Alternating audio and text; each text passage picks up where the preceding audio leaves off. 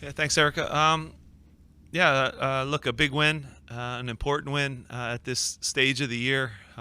We've been a tough team to play against. There's been some good ties, some maybe not so good ties recently. So it's good to beat a very informed, good, strong, attacking Atlanta team in our building. I thought the first half, I said in the pregame talk.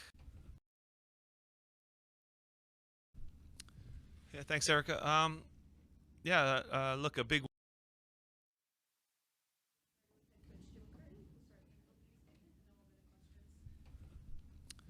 Yeah, thanks, Erica. Look, a big win, an important win at this stage of the year. We've been a tough team to play against. There's been some good ties, some maybe not so good ties recently. So it's good to beat a very informed, good, strong, attacking Atlanta team in our building. I thought the first half, I said in the pregame talk, we go as the front two go. Those two set the tone, and if they go, the other eight will follow behind them. And I thought that overall, that's the front three between Ure, Carranza, and Gazdag. When they get going, that's what they can do. So that was an excellent 45 minutes. We come out of the halftime. We talk at halftime about mentality. And for whatever reason, right now we give up. I'd say silly goals. Penalty kick goals that are hitting our arm, and in two games in a row now. So they're mistakes, but they're also a little bit unlucky for sure. And then from there, you're defending. And again, at this stage of the season, it's important to stick together, to grind, and credit to the guys for doing that. I think guys came off the bench and helped us. It was a full team effort to get the 3 points.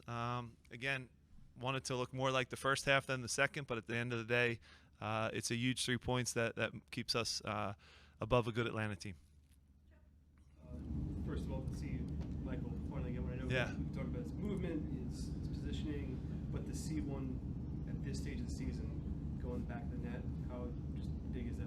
Yeah, huge. And again, we're going to go as those three go, right? So, when they get hot, they're a handful. I think you guys saw that last summer where plus 46, goal differential. So, that's what we need to happen. Again, does it get tricky now with the 2-day break before Nashville? We'll have to be smart and navigate and see where guys are at physically. There's a lot of knocks and injuries tonight for both teams. So we'll have to recover quickly, get through this Nashville game, get a result in the Nashville game. Obviously at home we want to win.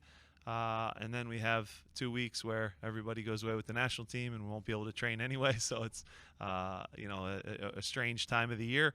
And then play the final game against New England. So you guys see how tight the table is. But overall for Mikel to hit the back of the net, it's a relief for him. It's a confidence builder. And like I said, he's a striker that when he gets hot is a really good goal scorer. Michael, Jesus, or Isa? Yeah, Jesus, I've actually, I can say I've been around the pro game now for 25 years, and he came out of the game, and I looked down, and his ankle was fine. I started to talk to him, and he thought he could continue.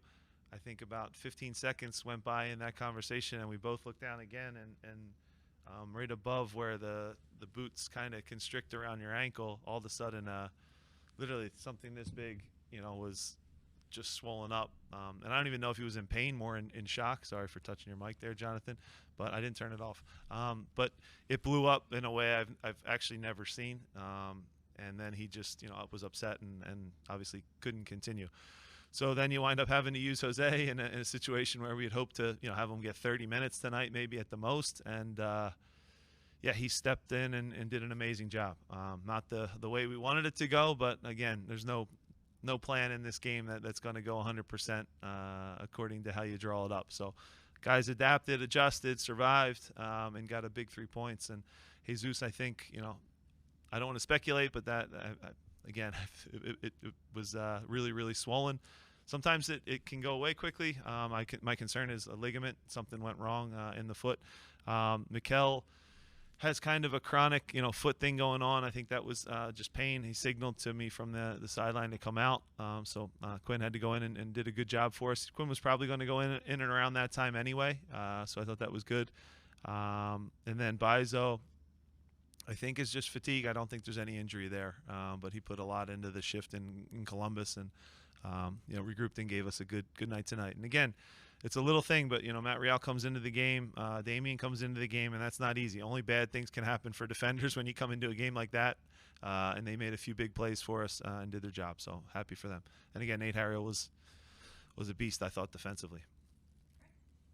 Your transitions going forward looked a little bit different Yeah. tonight. Looked like you were finding more of the feet and building off of that. Was that a greater emphasis? And what do you think the impact was there? Yeah, I think part of it's styles. Atlanta, 4-2-3-1 is one of the better matchups for our diamond, because the spaces on the side where McGlynn was getting on the ball and Ollie were getting on the ball, in the first half in particular, with nobody really near them, and they could kind of dictate things. But you're right, on the transitions when we broke, the biggest thing was we held the first ball. That is everything. Where in previous games it was kind of 50-50. Sometimes we'd lose it, and when you lose a transition, then your counterattack gets countered, and that's really, really dangerous because that's a moment where you're open. So I thought that we really held the first ball well. The Julian goal that's my favorite goal of the night, because that's us. An entry ball inside by McGlynn, good knockdown, a second guy running through. Danny, I actually was yelling at him to go down because I thought he got fouled from behind, but then he makes a good play driving into the box, and Julian gets a great finish. So that's us. That's my favorite goal of the night, and more of that, man. In transition, we're hard to play against. How much were you holding your breath when that ball hits Nate's hand early? Yeah, I said it last week, Jonathan. Nobody, referees, whether it's England, Germany, Spain, MLS, they have a hard job. They have a really hard job, and I think that the rule committee has made it even harder and more confusing, where nobody knows what is a handball. When you use words, lawyer words I call them, like intent and judgment and possibility, you leave so much room for interpretation and nonsense. You get what you get. In our last game, there was 3 or 4 that could go either way, depending on when you say the word, what his intent was. I mean, how can you go in someone else's brain and decide that? So we're at a point in the game where I don't know what the solution is, but it has to be more black and white because there's too much gray. The second it happened with Nathan, every guy on our bench said it's a handball. So again, that's just me being forthcoming and honest. So somewhere along the line we're not getting these right, and then I don't know. Does it help that generally people here trust VAR more than I do. I trust VAR. VAR. No, look, VAR has been great for the game. So don't take this the wrong way. The handball law has changed so many times. You can have a referee come in here right now and he could explain it to you, and you would you'd leave the room and go, I have no idea what a handball is. You'd actually know less. It's unbelievable. And they're smart guys doing their jobs, and this is their job full time. So I'm not taking anything away from them. But the way that they use words now of interpretation or clear and obvious, these are all they're BS words, So we don't know what a handball is. I think every team has had some suffering from it, and the tough thing about it is some teams are going to lose big games that knock teams out of playoffs, or coaches lose jobs, or players get in trouble, whatever it might be, because of these calls. And I almost think something has to be a little more clear and get away from the lawyer verbiage. Jim, you said the plan for tonight was 30 minutes for Jose. He played over 80 minutes. Now, do you think that, with the way that he performed tonight, that he's in contention to start next game?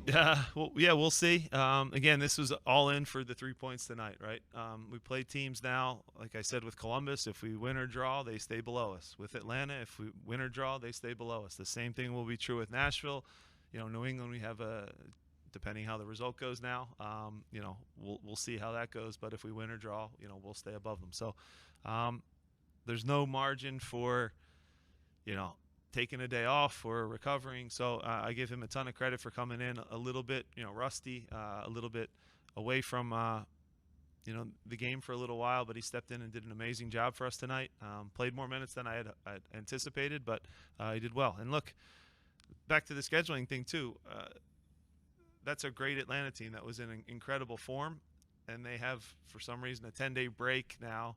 In some ways that rest hurts you. That's too long to be off. And I think you saw that in the first half. As they got going, they're a handful. So there's little things that hopefully collectively we can all do a little better to make the product and the games be a little bit better.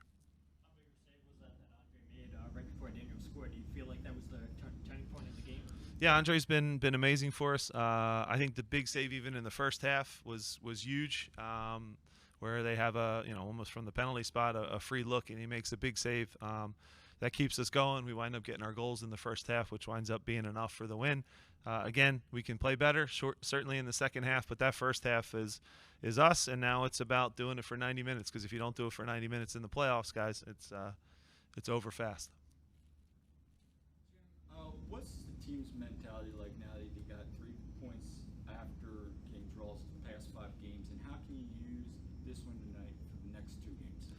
Yeah, it's one of those things where, not to put my reporter hat on, but if we lose that one, we're winless in 6, right? But now we're unbeaten, and we're in our last, I think, 11. I think we've lost to Toronto, which is a bad one, but that's our 1 loss in 11 games. So we're hard to play against. That's the reality of things.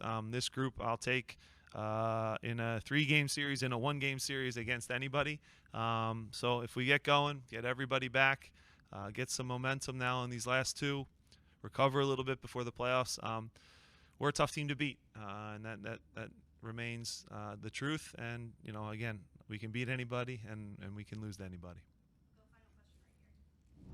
Jim, since moving to Sweden, Richard Odada has scored 2 goals. Good.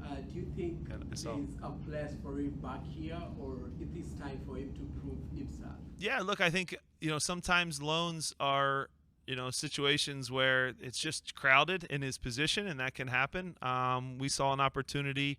I give Ernst credit for seeing an opportunity for him to get guaranteed minutes and first team minutes and hone his craft. He was in a situation where the minutes weren't coming here yet, and I can only tell him to be patient for so long. So again, it's a good opportunity for him. He scored some good goals, like you said. We're obviously monitoring those games, and we see good things. But every player in their development path, it doesn't just go perfect and everyone goes to Real Madrid, right? It has peaks, it has valleys. There's good, there's bad, there's learning. So this is part of his journey. And again, he's still a union player, all right? So he's doing a good job. Sometimes loans work out really well, like this one is. Sometimes they don't work out so well, but that's the reality of the sport. But it's a good opportunity for him, and as a professional, taking your opportunity is really important. And I say it a lot. Obviously, coaches are involved, and there's a family, and there's a club that's involved in every player's development. But at a certain point in everyone's career, you have to look around and say, I'm responsible for my own development. And that's when players either take the step, or they're the players that don't have a career and they sit around and saying, I could have been, right? You've heard all those stories, right? I could have been this or that. When we played together, I was better than him. And those are the sad stories. So I think he's in the right trajectory now. He's a good player, and we'll see where things land out. He has a good rest of the season.